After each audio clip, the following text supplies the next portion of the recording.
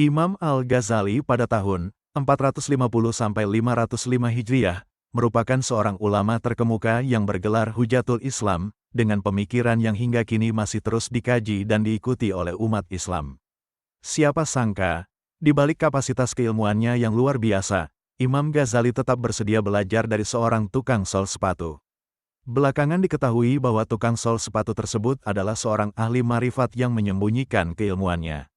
Di balik profesinya, Syekh Nawawi Al-Bantani dalam kitab Marakil Ubudiyah Syarah Bidayatul Hidayah, Jakarta, Darul Kutubil Islamiyah, 2010 halaman 161–162, mengisahkan bahwa perjumpaan Imam Ghazali dengan tukang sol sepatu ini berawal dari saudaranya yang bernama Ahmad. Dikisahkan, Imam Ghazali sering menjadi imam salat berjamaah di sebuah masjid dekat rumahnya. Namun, saudaranya yang bernama Ahmad tidak pernah terlihat menjadi makmum di masjid tersebut. Suatu hari, Imam Ghazali mengadukan hal ini kepada ibunya. "Ibu, tolong suruh saudaraku, Ahmad, untuk salat berjamaah bersamaku supaya orang-orang tidak menuduh macam-macam," ujar Al-Ghazali pada ibunya. Setelah mendapat perintah sang ibu, Ahmad pun menurutinya dan menjadi makmum saat Al-Ghazali menjadi imam salat di masjid. Beberapa saat kemudian, Ahmad melakukan mufarakah, berpisah dengan imam, karena melihat darah dalam diri Al-Ghazali. Usai salat, Al-Ghazali pun mengetahui Ahmad melakukan mufarakah dan menanyakan alasannya. "Aku melihat kamu dipenuhi dengan darah," jawab Ahmad. Imam Ghazali pun mengakui bahwa saat salat, ia tidak bisa khusyuk karena pikirannya terganggu dengan masalah darah haid, tepatnya pada persoalan mutahayirah, yaitu wanita yang sudah pernah mengalami haid dan suci darinya, kemudian mengalami pendarahan kembal. "Dari mana kamu belajar ilmu ini?" tanya Al-Ghazali penasaran. "Aku mempelajarinya dari syekh yang berprofesi sebagai tukang sol sepatu," jawab Ahmad.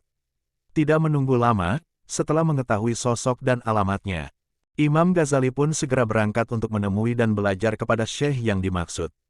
"Wahai tuanku, aku ingin belajar ilmu kepadamu," ucap Al-Ghazali usai bertemu dan menyampaikan salam. "Sepertinya kamu tidak akan sanggup untuk taat pada perintahku," jawab syekh meragukan keseriusan Imam Ghazali. "Insya Allah aku sanggup," jawab Imam Ghazali meyakinkan syekh. "Kalau begitu, sekarang coba kamu sapu lantai ini," ujar syekh pada Al-Ghazali. Ketika Al-Ghazali hendak mengambil sapu, syekh kemudian menyuruh agar lantai itu tidak dibersihkan dengan sapu melainkan dengan tangan. Al-Ghazali pun melakukannya, menyapu lantai tersebut dengan tangannya.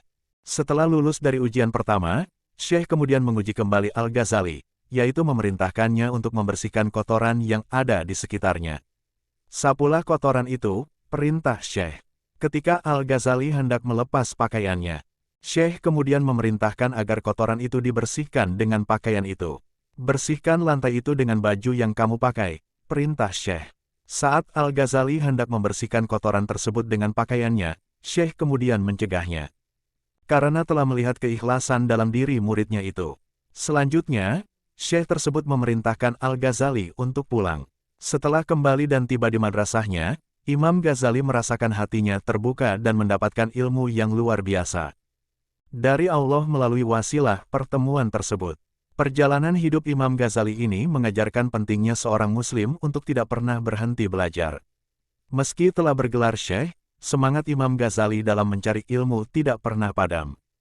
Selanjutnya, seorang muslim juga perlu memiliki guru spiritual yang dapat membimbing, mengarahkan, serta memperbaiki hati.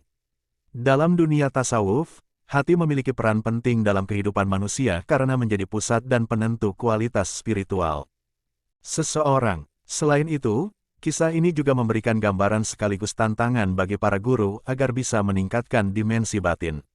Ketika hal tersebut tercapai, murid-murid berkualitas akan lahir dari hasil didikannya yang baik. Di sisi lain, marak terjadi hubungan tidak wajar antara guru dan murid yang dimanfaatkan untuk kepentingan pribadi, bahkan untuk memenuhi syahwatnya dengan dalih mencari ridha guru. Hal ini mungkin terjadi karena adanya kekosongan spiritual dalam diri guru tersebut, sehingga syahwatnya menjadi tidak terkendali. Wallahu a'lam.